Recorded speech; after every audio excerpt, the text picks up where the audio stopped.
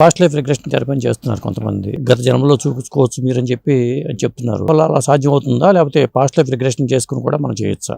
Regression అంటే వెనక్కి ప్రయాణించడం, అంతకన్నా ఇంకేం లేదు. వీళ్ళు ఏం చేస్తారంటే సోల్ ని వాళ్ళ కంట్రోల్లోకి తీసుకుంటారు. హిప్నోటైజ్ అని ఒకటి ఉంది. హిప్నోసిస్ చేసి సోల్ ని వాళ్ళ కంట్రోల్లోకి తీసుకొని గ్రాడ్యువల్ గా దాన్ని వెనక్కి పంపిస్తారు. వెనక్కి పంపించినప్పుడు మనకు వాళ్ళ థాట్స్ వీళ్ళలో ఉంటాయో అది వీళ్ళ కమాండ్ గా అది వింటూ ఉంటుంది. The soul that is in the process of regression through a regression specialist is looking at the commands of the person who is commanding it. బయట వాడు ఎవడైతే ఆదేశాలు ఇస్తాడో వాడి ఐడియాలని బట్టి అది పట్టుకొని ఆ లెవెల్లో దానికి ఎదురుగా ఉండేది క్లియర్ గా ఉండేది కాబట్టి అది చెప్తుంది. కొన్ని కేసెస్ లో మహాత్ములు ఉన్నారు.